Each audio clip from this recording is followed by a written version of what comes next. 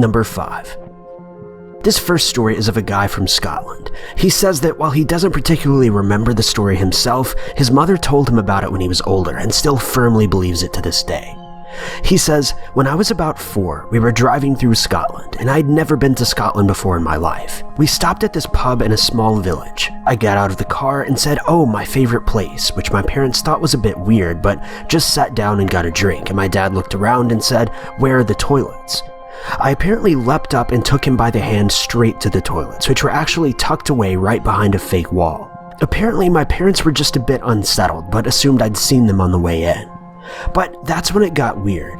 I was telling my mom about how much I used to love coming here and sitting beside the fire. There actually wasn't a fire in the pub at all, so my mom laughed and asked me what fire, and I pointed to a wall and said that there used to be a fire over there.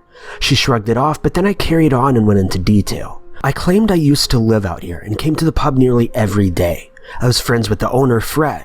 My mom went and spoke with one of the bar staff and asked if a man named Fred used to work here, to which she replied, "Oh no, sorry miss, Fred died over 10 years ago."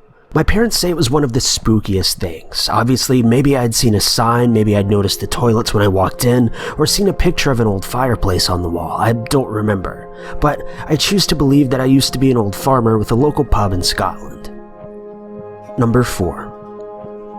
This next story is terrifying and comes from a guy who claims to have died in his late 20s along with his girlfriend. He says, "When I was a child, preschool age, I used the wrong words for stop and come back. When asked about this, I told my parents a story about it being late at night and I stood in a long line of people on a road that curved around the hillside. I was worried about my papers. I heard a gunshot and the people in uniforms checking papers came walking down the line yelling for me. I was a late 20s male and had a female partner. I took her by the hand so we could run for it down the hill. I remember thinking I just need to make it across the river because of the dogs, and we need to go now to have some distance before the men in uniforms get too close. We ran and the men in uniforms started yelling the words I used as a child for stop and come back. My partner tripped. I stopped for her, but the men were too close. We both turned face down. I remember thinking, what a pitiful attempt to try to hide in the grass. They saw us and they're right behind us, but we don't have another option. I crawled on top of her to protect her as best I could, with my back to the men in uniforms. I remember hoping they would only beat me, but I knew that wasn't going to happen. There were 2 men chasing us, one closer than the other. They were both only 20 steps behind or so, because as soon as she fell and I stopped to protect her, I heard their footsteps slow down. I closed my eyes, listened to the footsteps stop, and I heard a gunshot. Everything went white, and I woke up as a child again and thought, it'll be better this time. My parents asked around about the words I used. It turns out they're Czech. I still have a recurring dream about the line, the running, being chased, her falling and me trying to protect her, and even being shot in the back at close range. This happens at least once a year. I always wake up with the sting of being shot between the spine and the right shoulder blade. Number 3. This next story details a woman's experience with reincarnation, just a couple years after she gave birth to a stillborn daughter. Just a warning, this story is extremely weird and may be a bit triggering for some of you who have dealt with similar situations. It was in the early afternoon of Halloween. This is a rough time of year for me because my child was stillborn near this day.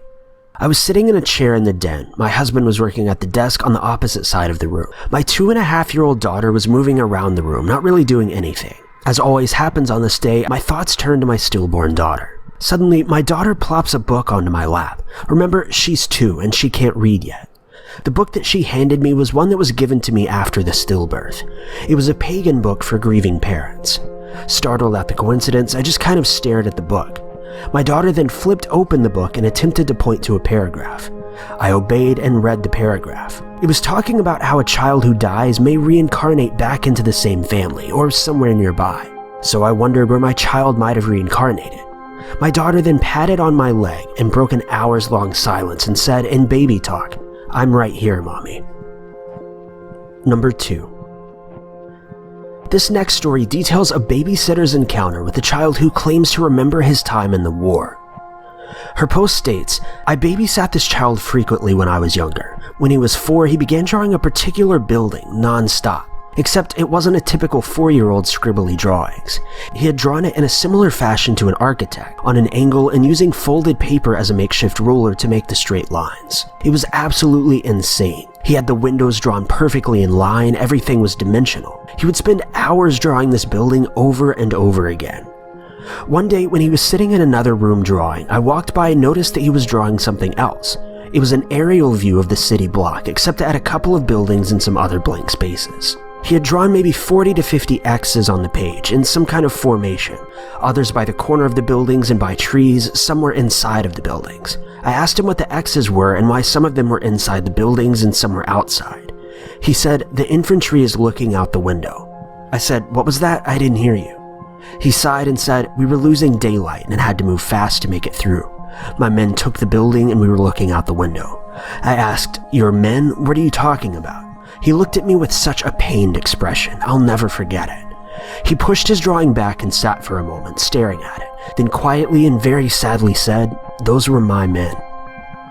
He excused himself from the table, and this kid was a hellion, so he never excused himself. He walked away with his head down, and I didn't push the subject. He made several more graphic drawings when he was 4 to 5, but when he reached the age of 6, it was like his ability greatly regressed. He drew more like a 6-year-old and less like a precise architect.